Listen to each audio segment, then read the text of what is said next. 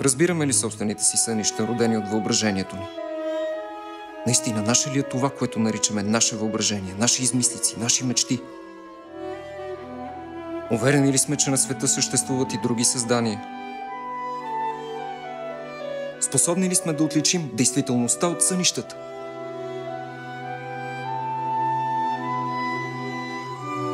Какво значи това?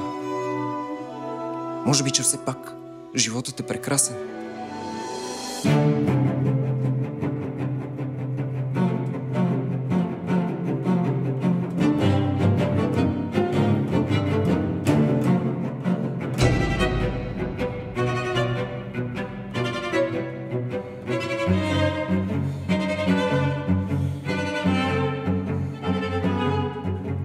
Съзерцавах прелесното лице.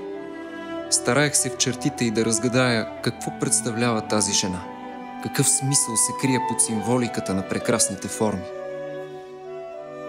Мислех си, каква нелепост е да се опитваме да разберем вътрешния свят на друго същество, след като сме неспособни да разгадаем загадките на собствената си душа.